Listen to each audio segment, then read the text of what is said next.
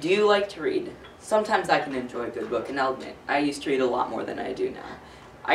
Used to read all the time, in fact. Sometimes I'd read so much, I'd get in trouble for reading in class.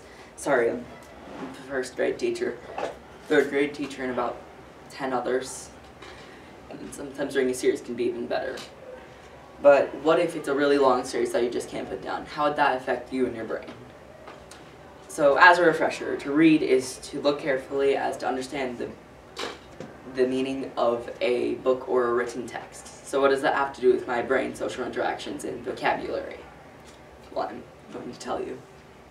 A study done in 2014 by Garrett J. Roberts shows us that increased reading time increases connectivity to the language and visual parts of the brain.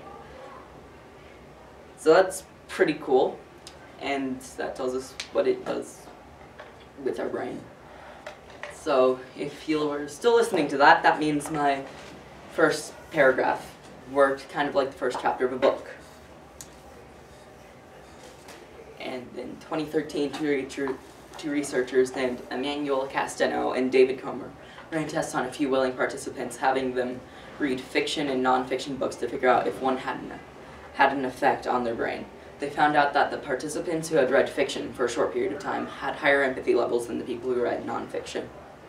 That's also pretty cool, and it tells us what it does with empathy and our social interactions.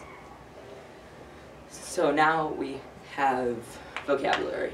A study done in 2015 by Donna Duff shows us that vocabulary growth is linked to reading books at and above your grade level. So reading higher level books exposes you to larger words you can use in everyday speech. And that is what reading does with your brain and social interactions and vocabulary. So now you can use those newfound skills to go and impress some of your classmates.